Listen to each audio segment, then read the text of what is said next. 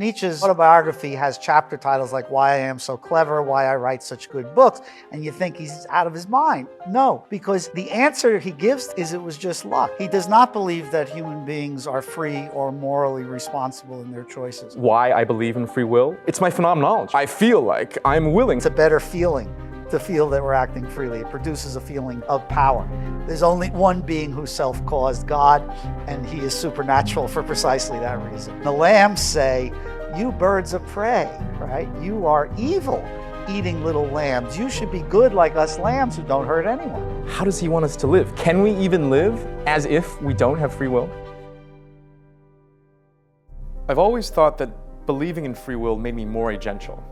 But this interview made me realize how belief in free will can actually limit my agency. Here's the basic idea. I came into this interview, probably like most of us, thinking that living without free will meant that my choices aren't my own and that my life is fundamentally out of my control, which seems like a pretty passive and weak way to live. But Nietzsche says, no, giving up free will can be freeing. Because the sooner you give up the idea that you can choose, that you can change core aspects of your personality, the sooner you'll stop trying to be something you aren't and become who you are. Think about the great conquerors, people like Caesar and Alexander. They believed they were fated to wield power, not that they chose to. And that belief in their own destiny, my greatness is inevitable, allowed them to live agentially and forcefully. In my own life, coming to terms with my introversion, I just don't really like social events, empowered me to basically live like a hermit and read books all day. That's the agency that Nietzsche wants to teach you. The agency to realize your unique potential that you are born with. My guest today is Professor Brian Leiter, one of the world's leading Nietzsche scholars, and we are going to discuss Nietzsche's arguments against free will and why rejecting it doesn't turn you into a powerless leaf in the wind, but a powerful agent of fate. So Professor, you've written 2 seminal works on Nietzsche's morality, and what was shocking to me is your disproportionate focus on Nietzsche's treatment of free will, because that's not something one really thinks about when they first think of Nietzsche. Why did you want to emphasize Nietzsche's treatment here on the free will? Why is it important for you? Why is it important to Nietzsche? And why should the rest of us care? Okay. So I actually think it is pretty central in Nietzsche, and he takes it up in many different places and many different ways. And it's central because it's closely connected to his major project, the revaluation of value, an attack on Judeo-Christian morality. He takes to be one of the sort of metaphysical grounds of Judeo-Christian morality is a belief in freedom of the will, right? Such that if someone acts in an immoral way, it is justified to blame them for it. You can hold people morally responsible. Punishment is justified for immoral behavior, and so on. So I think he's very interested in this question, and his rejection of free will is closely connected to his unusual and very sophisticated picture of how the mind really works and what human agency is really like. So in those regards, I think it's quite central to what he's doing. Now, why should we care? His view on these questions is quite revisionary, I think, of what ordinary belief is. He does not believe that human beings are free or morally responsible in their choices. He believes that our conscious life is fairly superficial, that we do what we do largely because of unconscious drives that are operating in our psyche that we're largely unaware of, right? He doesn't think that I know more about myself than you know more than you can know about me. I discover who I am partly by observing my behavior, just as I learn about you by observing yours, right? Because the bulk of our mental life is unconscious, right?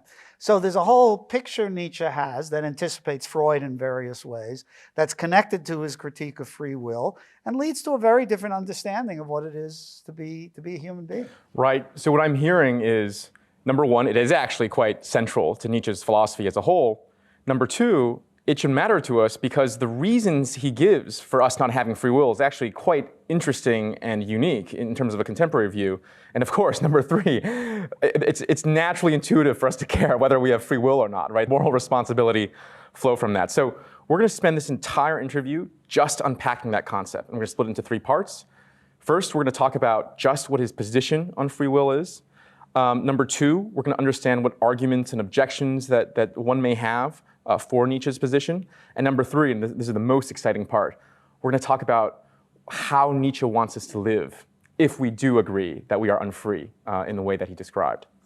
So you already gave a rough overview of Nietzsche's understanding of the free will or lack thereof. Anything to add for a provisional first pass? So I think it's maybe important just to get some terminology introduced. I mean, there are two ways in sort of modern philosophy that people have thought we might have free will.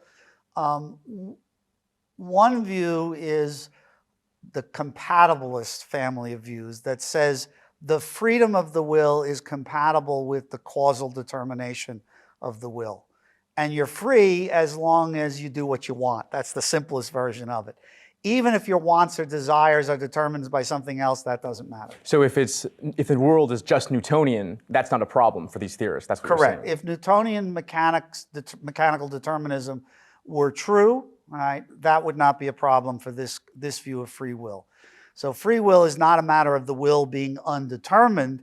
It's a matter of the will determining our actions in the right kind of way. And then the whole question is, what's the right kind of way? There's another equally important tradition, the incompatibilist view, which says free will is incompatible with determinism. Therefore, the will cannot be free unless it is causally undetermined. So it stands outside the causal order of the Newtonian world, for example. Kant held that kind of view. Many contemporary philosophers hold that kind of view. Nietzsche rejects both ways of conceiving of free will. Everyone pretty much agrees and recognizes he rejects the incompatibilist conception because that presupposes the idea that somehow human beings could stand outside the natural order, right? And Nietzsche, as a broadly speaking naturalistic philosopher, rejects that, right? We are bodies. We are fundamentally embodied. We do not exist outside of the natural realm. As he says, for incompatibilism to be true, the will would have to be a cause of itself, right? We'd have to be self-caused. But that makes no sense. There's only one being who's self-caused, God, and he is supernatural for precisely that reason. Okay. But I think it's equally important that Nietzsche does not accept any of the compatibilist views of free will either. Right? So now there's a lot of different compatibilist views we can consider. I'm going to just mention two main ones. One view is the view that derives from the Scottish philosopher David Hume and receives a famous articulation in modern contemporary 20th century philosophy by Harry Frankfurt. Right?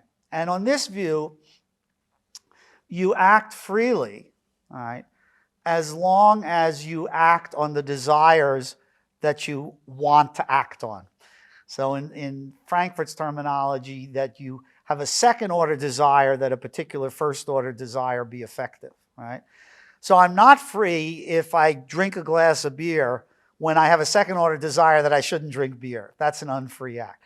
But if I have a second-order desire to drink the beer, right, then if I drink it, I've acted freely, and that's all there is to it. And then Frankfurt, then people point out, well, what if your second-order desire is determined by something you have no control over? That doesn't look so good, right?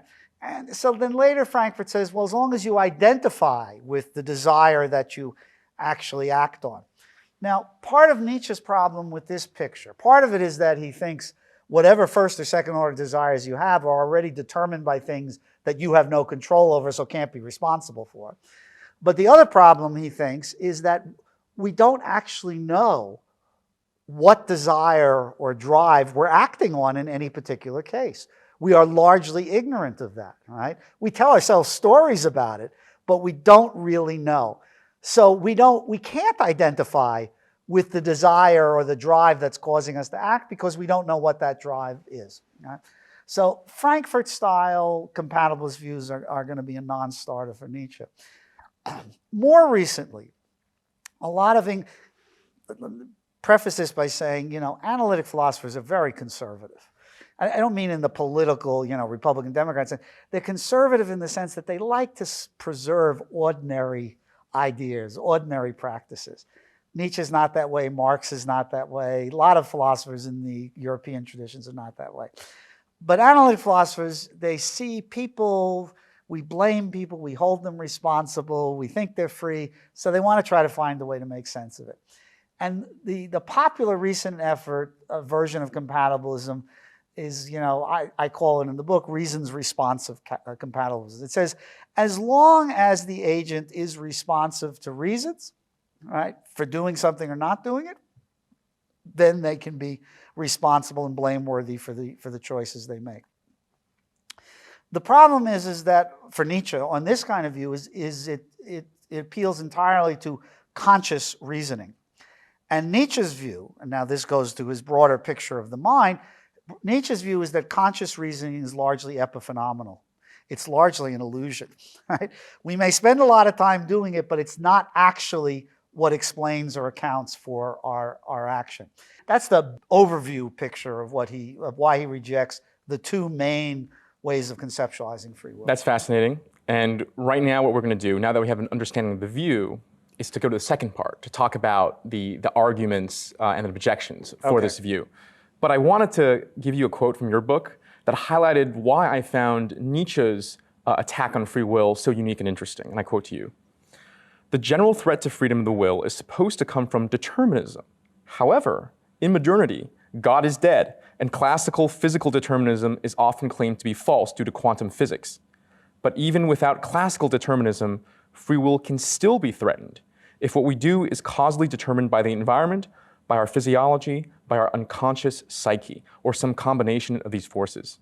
Nietzsche's kind of determinism is certainly neither the physical nor theological kind, but is one that appeals centrally to the role that physiology and unconscious drives play in determining action.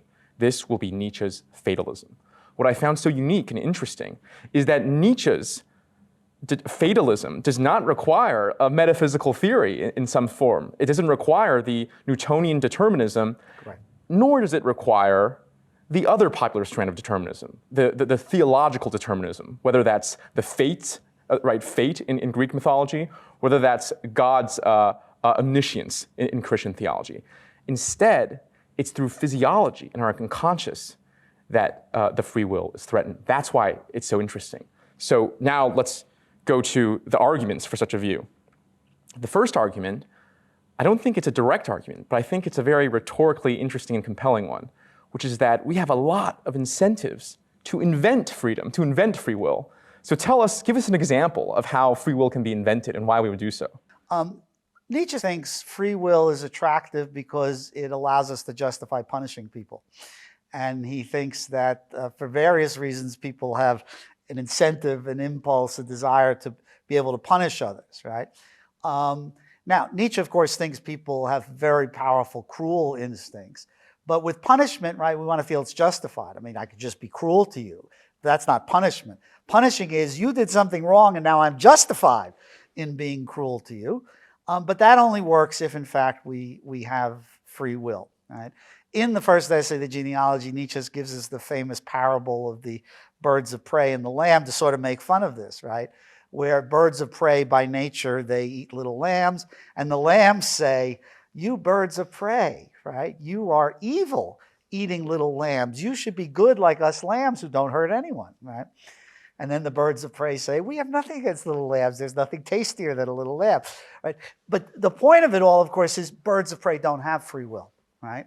And the idea that you'd be justified in punishing the bird of prey for eating little lambs is kind of crazy, right? Because this is just what birds of prey do. They don't sit around and say, would it be right or wrong to eat the little lambs or the rodents or whatever. That's just what they do by nature. We invent free will.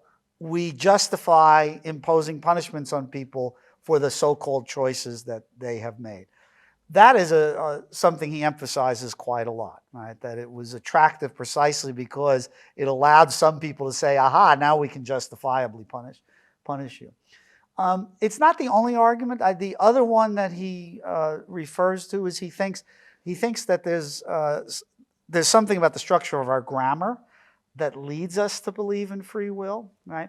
And what he has in mind is that at least in the Indo-Germanic languages, this is not true actually in some non-Indo-Germanic languages, interestingly. But in Indo-Germanic languages, you can't have a verb and an object in the active form without a subject, okay? So, hit the ball. If it's not in the imperative form, I'm commanding you to do it.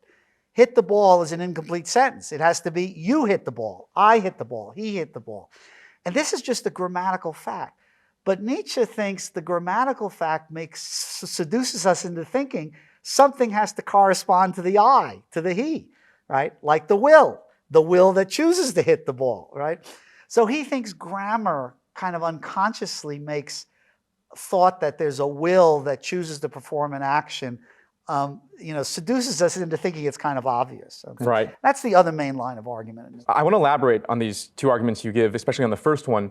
The argument you gave was that if I claim that someone did something out of free will, they become morally responsible and therefore guilty of something, right? And therefore I can, with justice, punish them.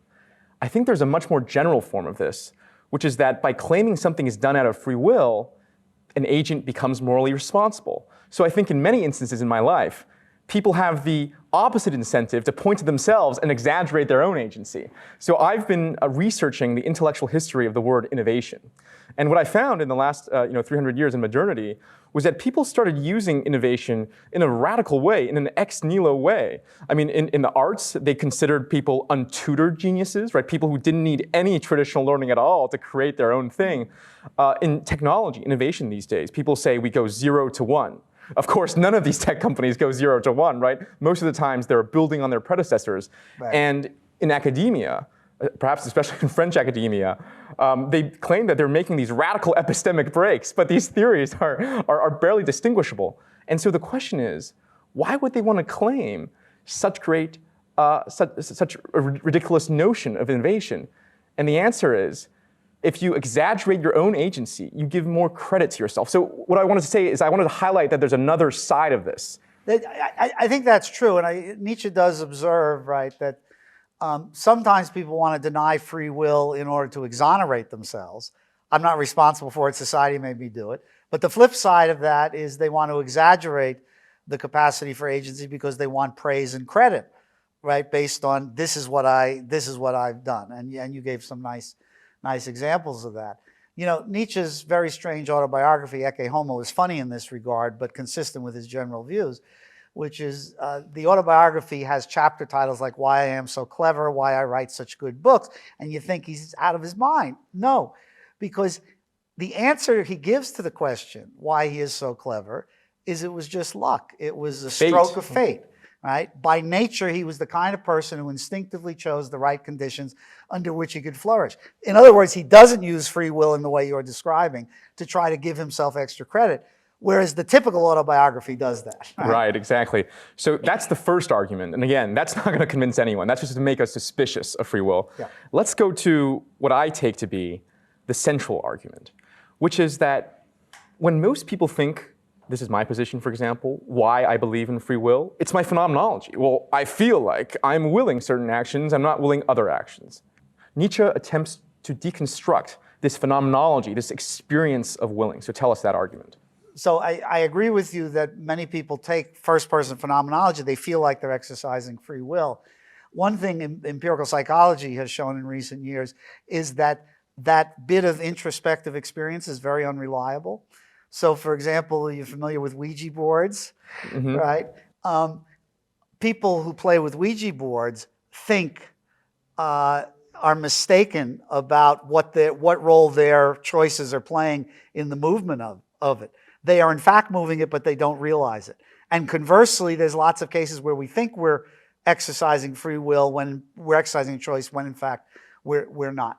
All right, that's just about contemporary empirical psychology. Nietzsche in general is quite skeptical of introspection, which was a dominant form of psychology in the 19th century. Here he was prescient. Nobody takes introspective psychology seriously anymore. It is very, very unreliable. He tries to offer an alternative analysis of what's going on when we experience free will. So I raise my arm, right?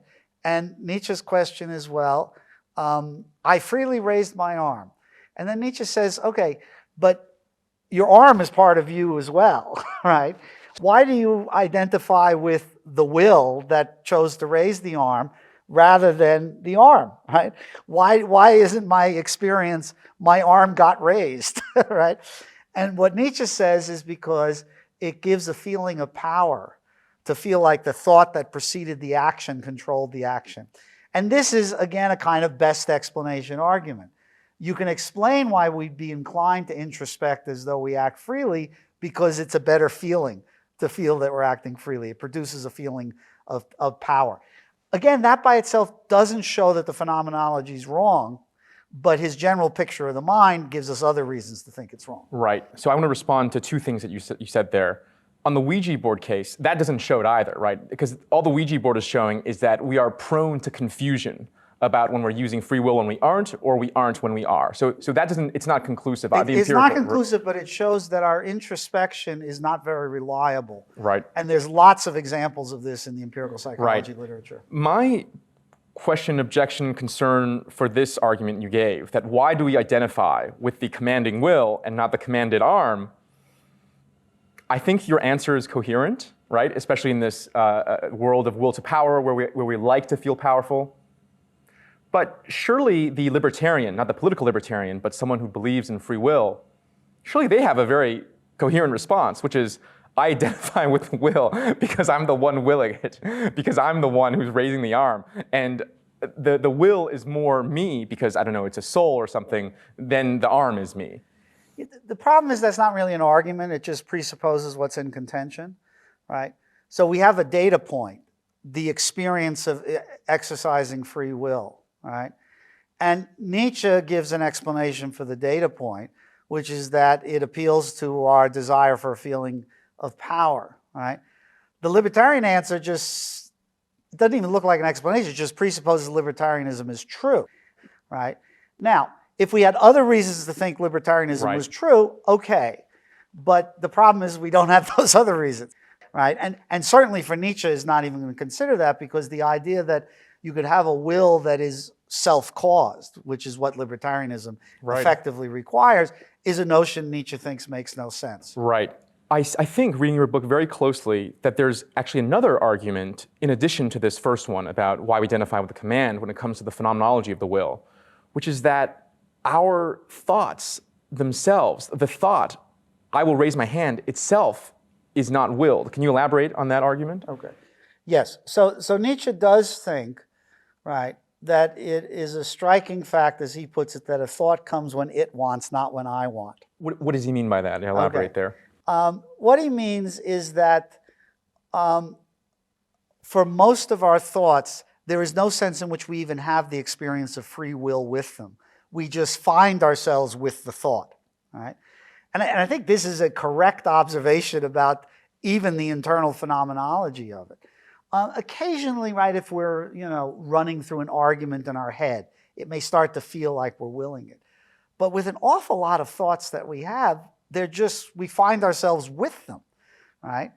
And a thought precedes an action. But if the thought comes when it wants, if I didn't will the thought into being, right? And even if the thought caused the action, I still wouldn't be responsible for the action because I wasn't responsible for the thought.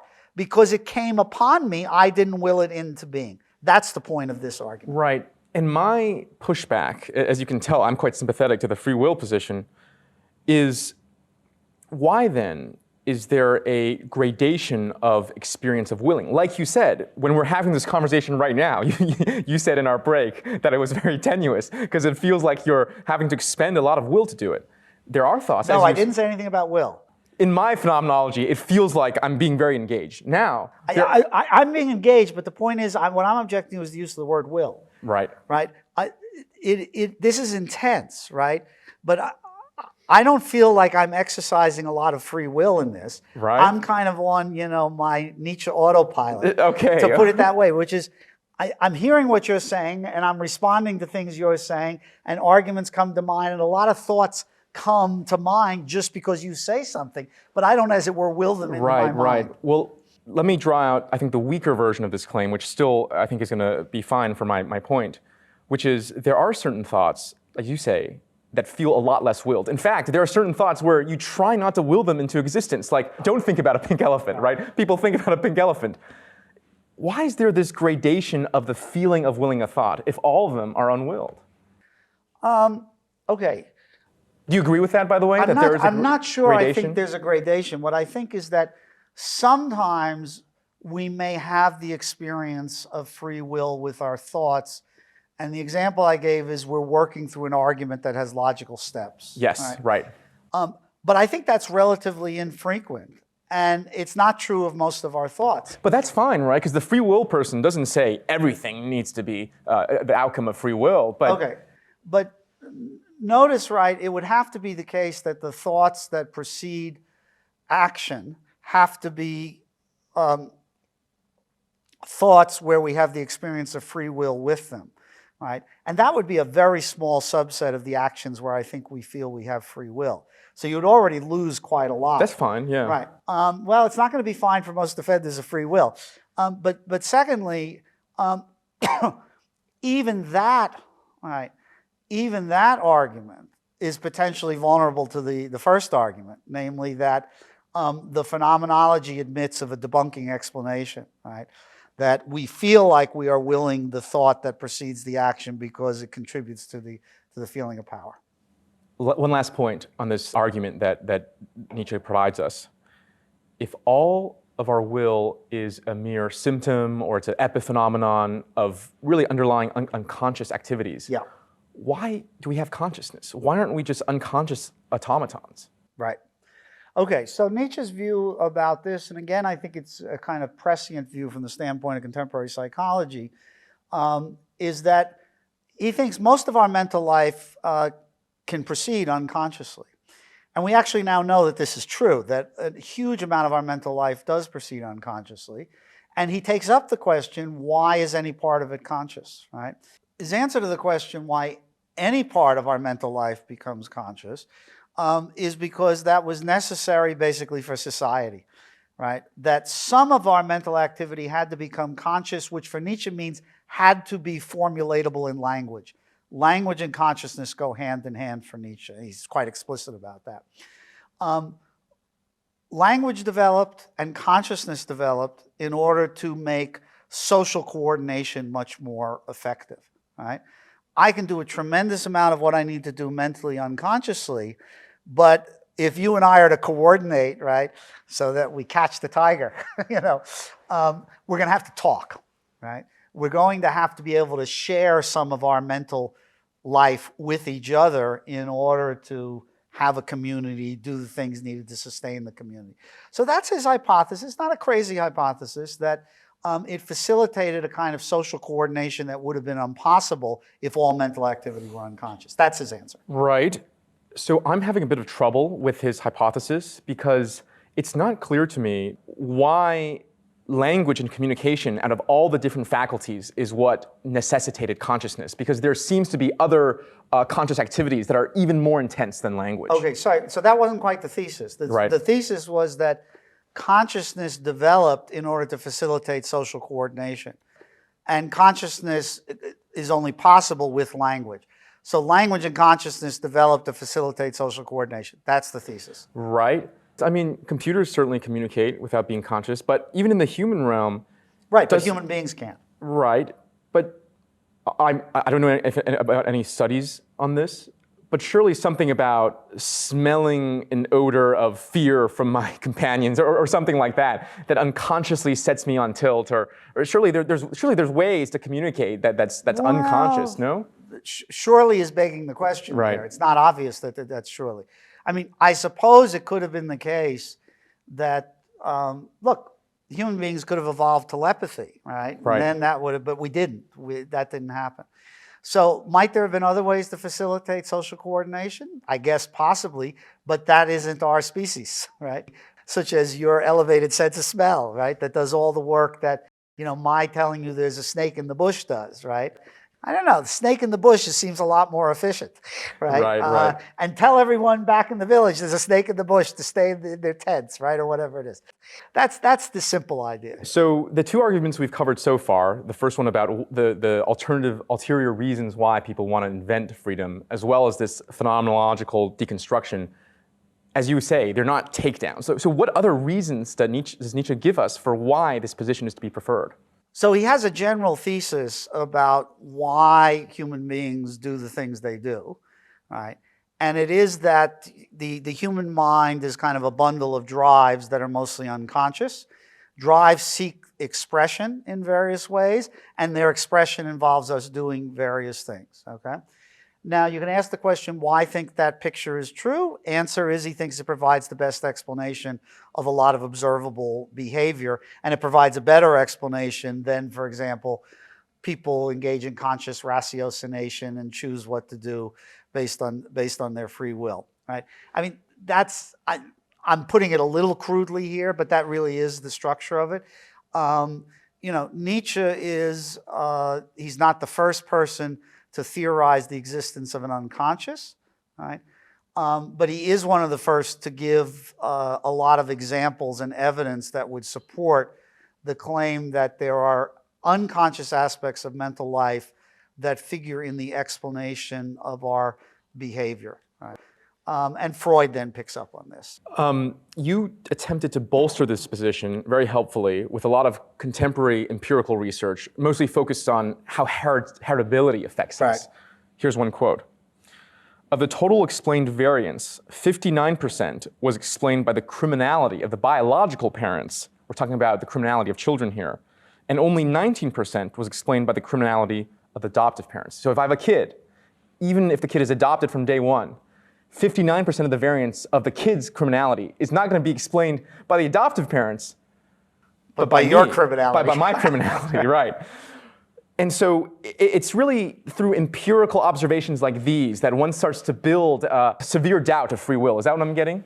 That is certainly an important part of the empirical evidence. And this is broadly in the family of what's called behavioral genetics.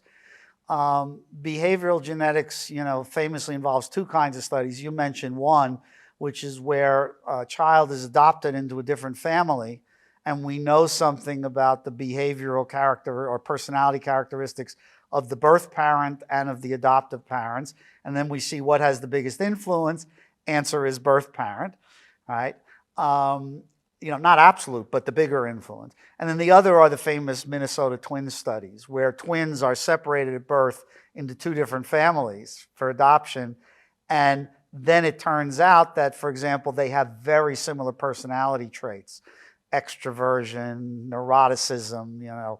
This is how contemporary psychologists talk about the big five personality traits, that the biological parents, the heritability of their personality traits has a lot more to do with explaining that of the kids. Now, what does this suggest, and how is this relevant to Nietzsche? It suggests that, as Nietzsche seems to believe, people have different sort of fundamental psychophysical characteristics. That doesn't necessarily mean there's a gene for extroversion or a gene for neuroticism, right? The pathway for the heritability could be an interaction between genes and environment. So it can get very complicated. But the point is that there is a sort of a psychological core of the person, right, that is there at birth and manifests itself largely not entirely regardless, but independently of a lot of big differences in environment, right? And Nietzsche does seem to have a view like this. He originally encountered it in Schopenhauer, right? Schopenhauer, famously joked, it was a funny joke because he didn't have kids himself. He said, the children basically arrive with a character and then it just unfolds over their life, but it's continuous throughout.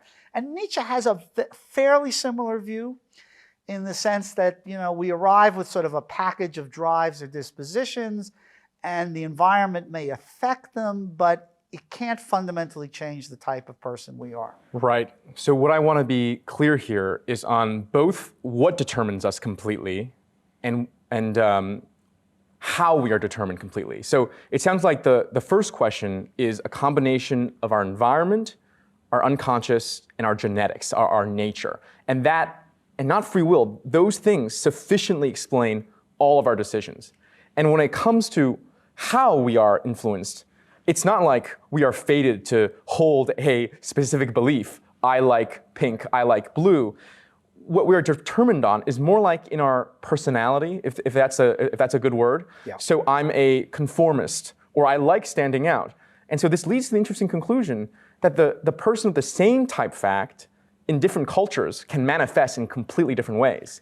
Maybe not completely different, but Right. yes, different in some way. Right. So if I'm a conformist in Los Angeles, I wouldn't want to veil my daughters. But if I'm a conformist in a Muslim country, I would want to veil my daughters. So I think that's fair. Despite the superficial difference, there's a deeper similarity. I think that's right, and I think the example is an apt one. We could, the question is, what are the relevant psychological types? And as I say, contemporary psychology, they talk about extroversion, introversion, neuroticism. There's one or two others in the big five. I forget the other two. Nietzsche talks about slavish psychology, right? He doesn't have sort of a neat map of them. One difference between Nietzsche and Freud is Freud has a simpler set of categories. But I think the basic picture fits your example. Right. So let me push this one last way. I don't think anyone who is sober in modernity can deny that our genes, our environment, and our unconscious drives can determine what we do. But again, Nietzsche is making a much more totalitarian claim there. He says they fully determine what they do. I'm still not seeing where that argument in everything we discussed today is. So I'm not sure I want to say everything, right? I believe there was a chair here and I sat down, right? I mean, there was some conscious reasoning that went on that was relevant there. What I think is important for Nietzsche is the claim that it determines, as it were, the most important things, right? Deciding to sit in the chair is not the most important thing I did in my life. So there is still some room for potential freedom. Yeah, the target, and this goes back to what I was calling the reasons responsive compatibilism, right? The real target here is what you might call reflective consciousness. This is the term Mattia Riccardi uses in his very good book on Nietzsche's philosophical psychology. It's the kind of reasoning we supposedly engage in when we're making moral decisions, right? Or immoral decisions, or major decisions in our life, right? And there, the radical claim that Nietzsche makes is reflective consciousness is epiphenomenal. It goes back to the discussion we were having about the idea that consciousness and language develop under social pressure, the need for social coordination, right? And what that means is that if the reason parts of our mental life are becoming conscious is so we can facilitate social coordination, then the language we're going to use to describe the relevant bits of our mental lives is only the language that's necessary to facilitate the coordination, right? Not necessarily the full complexity of our mental lives. And it's even worse because it's a display, right? When I'm communicating, I need to sort of put on an appearance. Well, there's that other complicated feature, right, of social interaction. But before we even get to that, just the simple things, I need to communicate to you that you need to avoid the snake that just bit me in the bushes, right? What you need to know about my mental life and my experience is pretty superficial, right? You need to know it was unpleasant, that snakes bite, right? You don't need to know much more. You don't need to know the full set of feelings and experiences that I had, all my thoughts of snakes, all the nuances of my perception of the snake.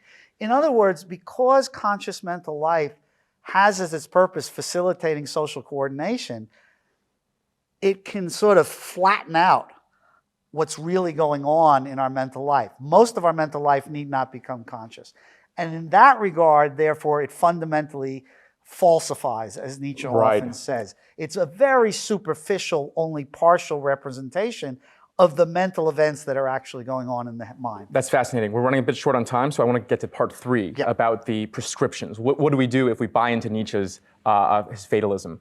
But I just want to, at the end of part 2, I want to make something crystal clear here. I'm fully on board that most of our lives are determined in ways that people think they actually have free agency, whereas they don't. Nietzsche has shown me so many of these pathways that determine our actions or highly push us to certain directions rather than others.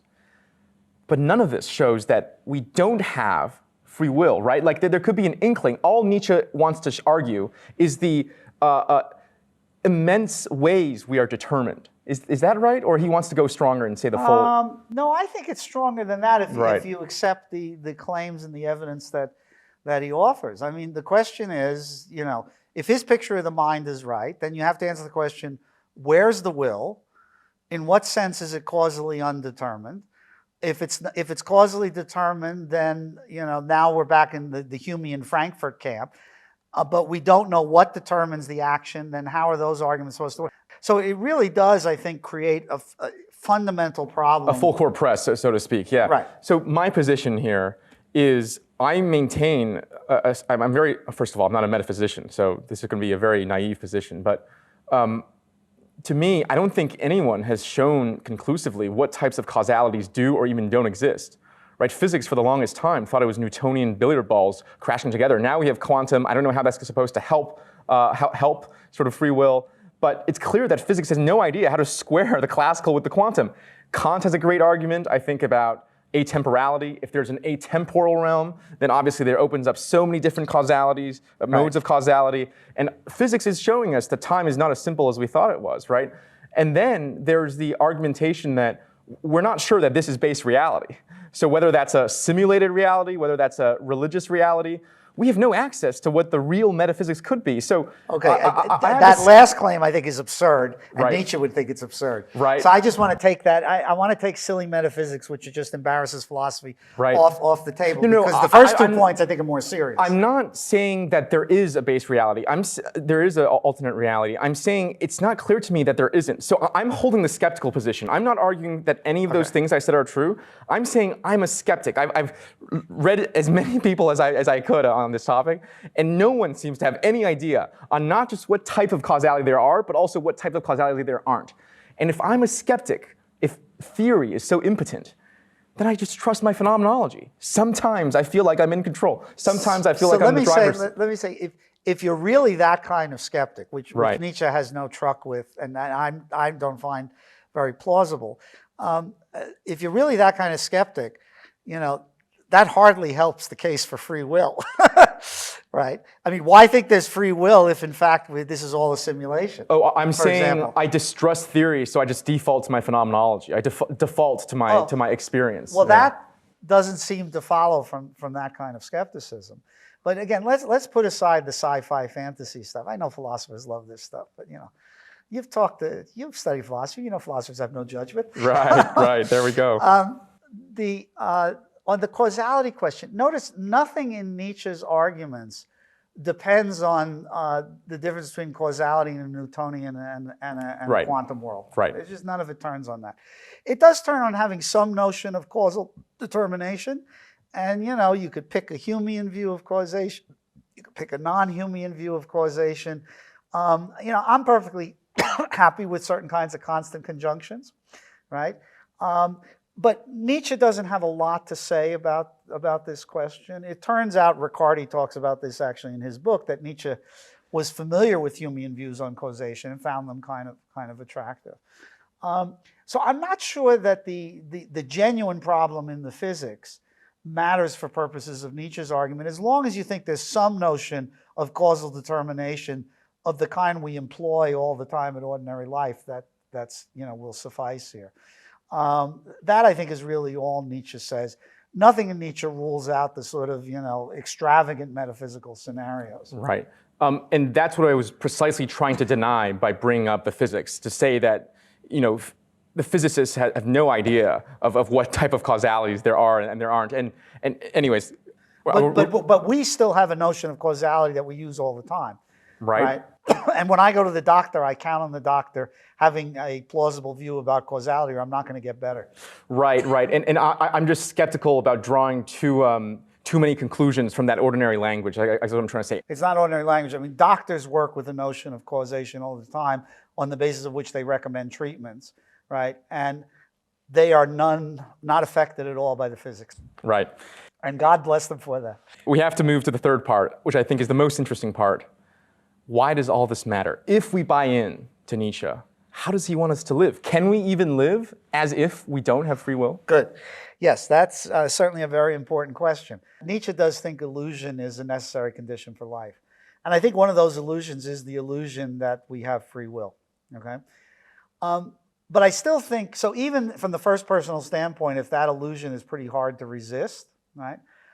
I do think giving up belief in free will and giving up belief in moral responsibility does have a very important effect on how you think about other people and think about practices of praise and blame and what you're actually doing. Legal philosophy, which is your specialty. Yeah, well, there are implications in legal philosophy. I mean, look, there's a contemporary philosopher, Dirk Pierboom, who has something basically like Nietzsche's view, not for Nietzsche's reasons. And he says, therefore, we can't base punishment on desert, right? Retribution, right? Because people aren't blameworthy. He says we ought to think of punishment on the model of quarantine, right? That is, certain types of people are criminal by nature, okay?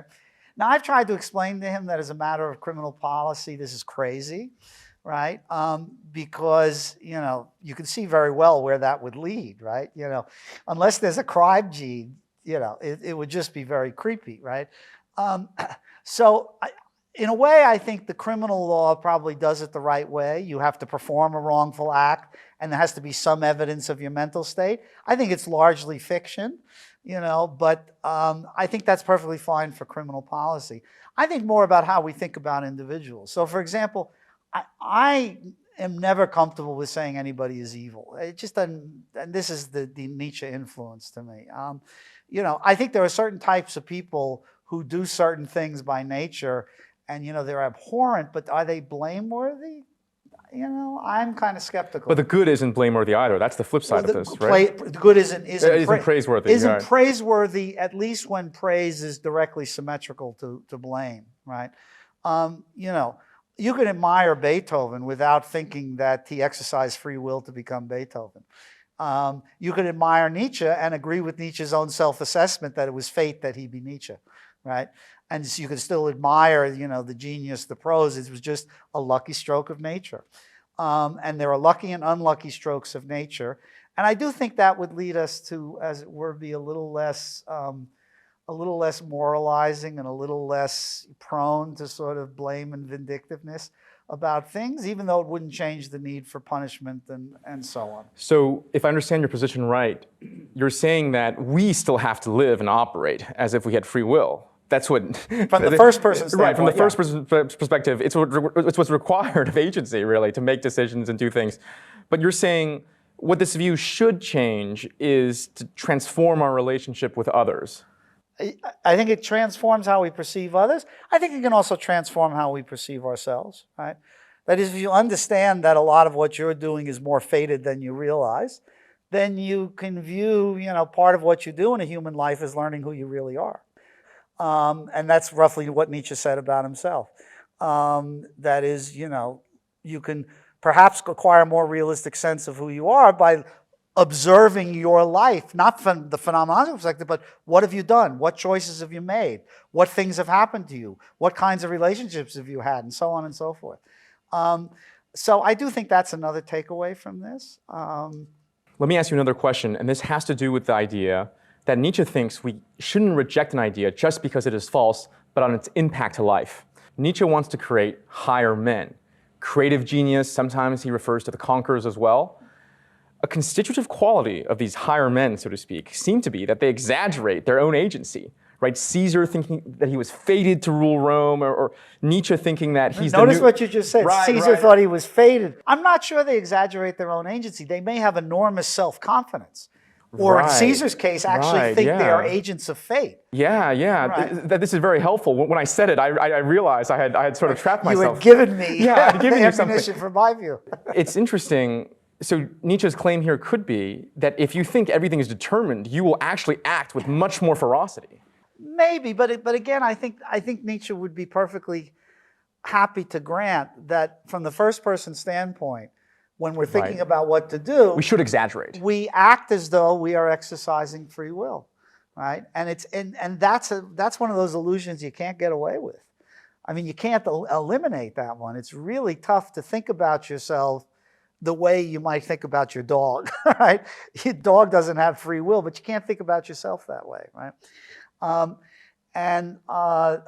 Whether great human beings think of themselves as exercising free will, I think it's an interesting empirical question. But the Caesar example is funny in that regard, because he really did have this sense of fate, destiny, right?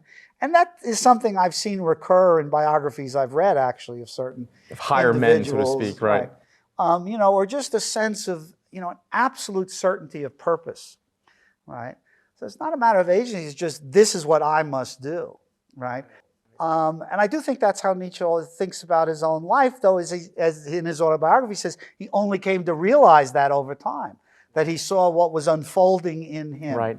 Right. This conversation corrected, I think, a wrong assumption I'd come in with, which is that you have to exaggerate your own freedom to really act with purpose. But it seems like if you go the opposite extreme, if you think you're fated to do something, then that could be another motivating push. Now, we're running out of time. I want to ask you one last topic, one last Nietzschean prescription if we don't accept free will. Becoming who one is. Tell us about this idea. So Nietzsche famously says one becomes what one is without having the slightest idea what one is, right? And that's consistent in a way with the point we were just discussing, right? That we may be more fated to lead our lives in certain ways than we realize, right? And but we're going to lead our lives in that way regardless of whether we know it. And this is why figuring out who one is a matter of discovery, even for the individual, him or herself. Right. Just as I might discover it by observing you, I discover it by observing myself as well. Right? So this, I think, is the practical takeaway, which is that self-improvement or child rearing isn't about trying to get yourself or your child to achieve some kind of abstract ideal of virtues of, I don't know, patience and humility. It's more about observation. What type of creature am I? And then living a suitable life for that type of person. Is that right?